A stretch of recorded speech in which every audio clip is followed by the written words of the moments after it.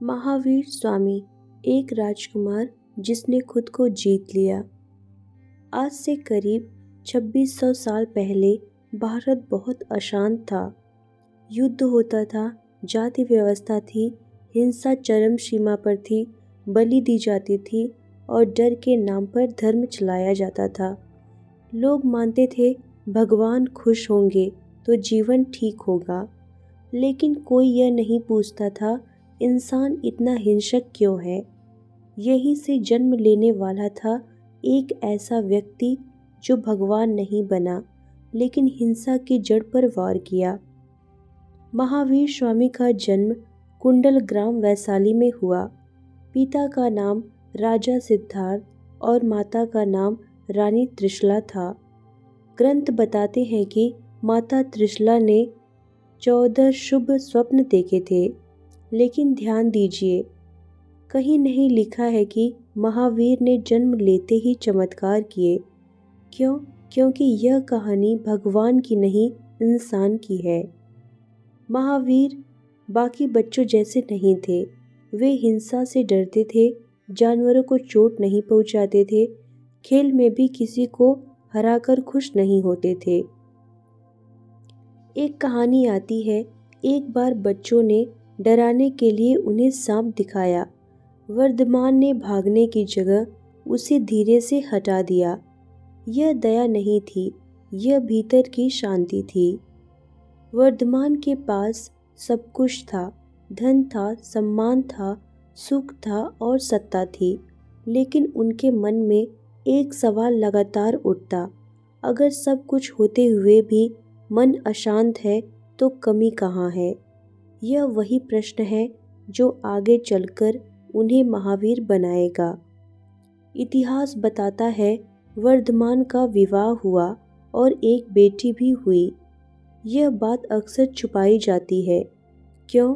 क्योंकि लोग त्याग को महिमा मंडित करना चाहते हैं, सच को नहीं। महावीर ने परिवार को ठुकराया नहीं, लेकिन भीतर ही भीतर वे जानते थे मेरा रास्ता यहाँ खत्म नहीं होता। जब माता पिता का देहांत हुआ, वर्धमान पूरी तरह नहीं टूटे। उन्होंने देखा जो आया है उसे जाना ही है। 2 साल तक उन्होंने स्वयं को रोका। फिर एक दिन उन्होंने कहा, अब समय आ गया है अपने मन से युद्ध करने का। 30 वर्ष की उम्र में वर्धमान ने सब कुछ छोड़ दिया। राजसी वस्त्र उतारे, आभूषण छोड़े और नंगे पांव चलना शुरू किया। यह पल किसी आवेश का नहीं, पूर्ण चेतना का था। उन्होंने कहा, जब तक मैं खुद को नहीं जानता, मैं किसी को नहीं जान सकता। और यही एक राजकुमार समाप्त हुआ और एक खोजी पैदा हुआ।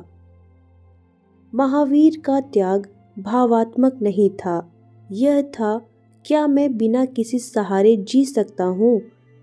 उन्होंने खुद को पूरी तरह अकेला कर लिया। महावीर ने समझा हिंसा हाथ से नहीं शुरू होती, बल्कि विचार से शुरू होती है। इसीलिए उन्होंने सबसे पहले अपने मन पर वार किया। तभी तो शरीर पर कष्ट, समाज की नफरत, अपमान, अकेलापन सब बाकी है। अभी तो असली परीक्षा शुरू होनी है। राजमहल छोड़ने के बाद वर्धमान अब महावीर नहीं थे। वे सिर्फ एक अनजान यात्री थे। कोई नाम नहीं, कोई पहचान नहीं, कोई लक्ष्य घोषित नहीं। वे चलते गांव, जंगल, शमशान, खेत, नदी के किनारे। यह भटकना नहीं था, यह खुद को खोने की प्रक्रिया थी। कुछ समय बाद वर्धमान ने कपड़े भी छोड़ दिए। लोग इसे अजीब समझते हैं, लेकिन कारण क्या है? महावीर समझ चुके थे कपड़ा भी पहनना है और पहचान अहंकार है। नग्नता यहाँ शर्महीनता नहीं थी, यह थी पूर्ण अस्वीकृति कि मैं कुछ भी नहीं हूँ। अब जो हुआ वह किताबों में हल्का करके लिखा जाता है। लोग उन्हें पत्थर मारते थे, कुत्ते छोड़ देते थे, गालियाँ देते थे, उनके ऊपर थूकते थे और उनका अपमान करते थे। एक बार गांव वालों ने उन्हें चोर समझकर पेड़ से बांध दिया। सोचिए, एक इंसान जिसने किसी को चोट नहीं पहुंचाई, उसे समाज सबसे ज़्यादा चोट दे रहा था। इतिहास बताता है उन पर कीलें चुभोई गईं, कांटे लगाए गए, आग के पास खड़ा कर दिया गया। लेकिन महावीर न रोए, न भागे और न ही बदला लिया। क्यों? क्योंकि वे देख रहे थे दर्द शरीर को है, मुझे नहीं। यह कोई जादू नहीं था, यह चेतना का अस्तर था। महावीर कई कई दिनों तक कुछ नहीं खाते, कभी 6 महीने तक एक भी निवाला नहीं खाया। पानी भी कभी कभी ही पीते थे। लेकिन ध्यान दीजिए, उन्होंने शरीर को मारने की कोशिश नहीं की। वे सिर्फ दिखा रहे थे शरीर कितना मांगता है और मन कितना मांगता है। महावीर ज़्यादातर समय मौन में रहते थे। लोग पूछते, बोलते क्यों नहीं? क्योंकि वे जानते थे बोलना अहंकार को मजबूत करता है। उनका मौन लोगों को डराता था, क्योंकि मौन आईना दिखाता है। लोग सोचते हैं महावीर का कोई विचार नहीं। गलत है। उन्हें भी गुस्सा आता था, डर लगता था और थकान होती थी। लेकिन फ़र्क यह था कि वे विचारों से लड़ते नहीं थे। वे कहते थे, तुम आओ, मैं देख रहा हूँ। और देखा गया विचार कमज़ोर हो जाता है। पूरा 12 साल हर दिन बिना सुरक्षा, बिना सम्मान, बिना सहारे के, यह तपस्या नहीं थी। यह था मानव सहनशक्ति का अंतिम स्तर। 12वें साल के अंत में एक दिन महावीर गहरे ध्यान में बैठे थे। न दर्द था, न इच्छा थी और न ही डर था। बस पूर्णतः स्थिरता थी। और तभी कुछ टूट गया। शरीर नहीं, बल्कि यह बंधन था। यह कोई बिजली की चमक नहीं थी। यह था धीरे धीरे सब कुछ गिर जाना। नाम गिरा, देह गिरी और समय भी गिर गया। और जो बचा वह था केवल जागरूकता। महावीर का अर्थ है जिसने सबसे बड़ा युद्ध जीता। लेकिन वह युद्ध बाहर नहीं था, वह युद्ध था खुद से। ज्ञान मिलने के बाद भी महावीर चुप रहे। क्यों? क्योंकि अब समाज से टकराव और बड़ा होने वाला था। अधिकतर लोग सोचते हैं केवल ज्ञान मतलब सब कुछ जान लेना है। यह अधूरा सच है। केवल्य का अर्थ है पूर्ण अकेलापन, जहाँ कोई मैं भी नहीं बचता। महावीर ने कुछ पाया नहीं था, उन्होंने सब कुछ छोड़ दिया था। ज्ञान मिलते ही महावीर ने उपदेश नहीं दिए। पूरे 66 दिन तक वे चुप रहे। क्यों?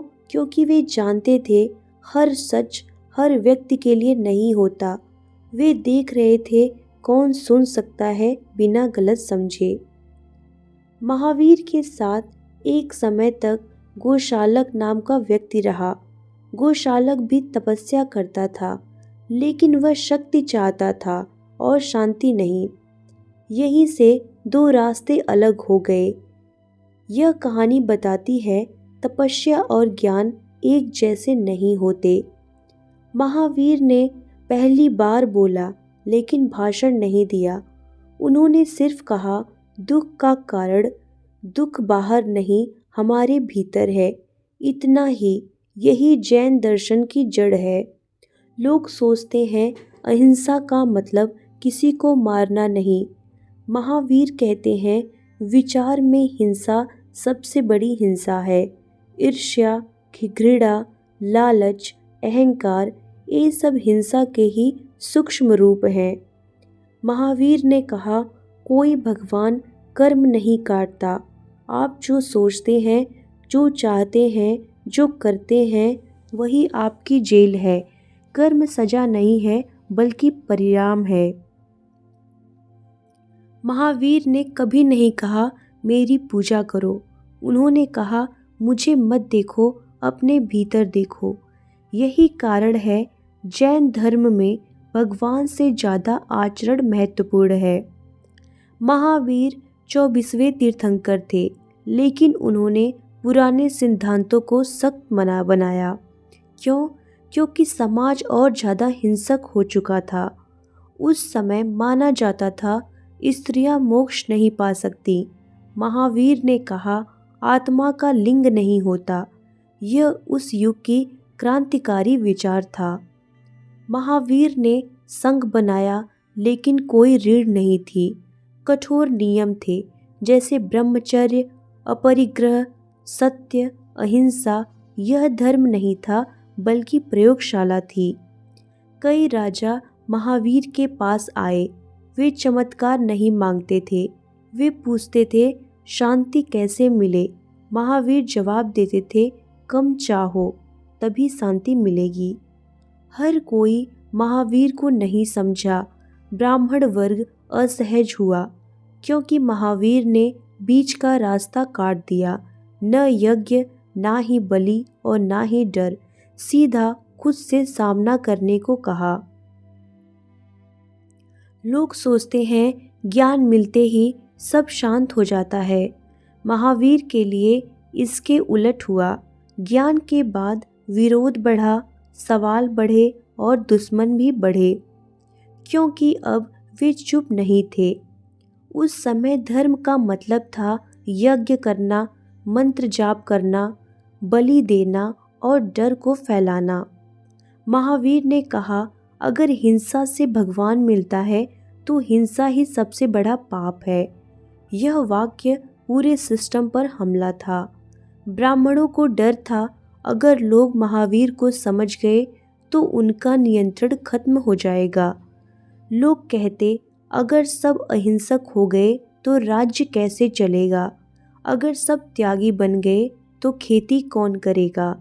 महावीर का जवाब शांत था, मैं त्याग सिखाता हूँ, पलायन नहीं। यह बहुत कम बताया जाता है। महावीर के संग में भी मतभेद, अहंकार, तुलना और ईर्ष्या थी। कुछ साधु खुद को श्रेष्ठ समझने लगे। महावीर ने साफ कहा संयम का घमंड सबसे खतरनाक है। अहिंसा, सत्य, अस्तेय, ब्रह्मचर्य, अपरिग्रह, लोग इन्हें रट लेते हैं, लेकिन महावीर कहते व्रत बाहर नहीं, भीतर पूरे होने चाहिए। कोई मांस न खाए लेकिन घृणा करे, वह भी हिंसा है। लोग सोचते अपरिग्रह का मतलब सब कुछ छोड़ देना। महावीर कहते जो चीज़ तुम्हें पकड़ ले वही परिग्रह है, चाहे धन हो, रिश्ता हो, धर्म हो या विचार हो। महावीर ने कहा हर आत्मा मोक्ष के योग्य है। उस युग में खुली बगावत थी। स्त्रियां संग में आई, शूद्रों ने प्रश्न पूछना शुरू किया। धर्म अब डर नहीं रहा था। लोग पूछते इतनी सख्ती क्यों? महावीर जानते थे ढील दी जाए तो मन बहाना बना लेगा। उन्होंने कहा मन सबसे चालाक अपराधी है। लोग आते बीमारी ठीक करने, महावीर मना कर देते। क्यों? अगर मैं चमत्कार करूं तो तुम मुझसे चिपक जाओगे। वे चाहते थे लोग खुद पर खड़े हों। राजा बिंबिसार और कई शासक महावीर के अनुयायी बने, लेकिन महावीर ने कहा धर्म राज्य के सहारे नहीं चलेगा। उन्होंने सत्ता से दूरी रखी। महावीर ने कहा दुख से भागो मत, उसे देखो। अपमान से लड़ो मत, बल्कि उसे सहो। यह बात आज भी लोगों को चुभती है, क्योंकि यह जिम्मेदारी हम पर डाल देती है। महावीर जानते थे शरीर अब अंत की ओर है। उन्होंने तैयारी शुरू की मृत्यु की, डर से नहीं बल्कि समझ से।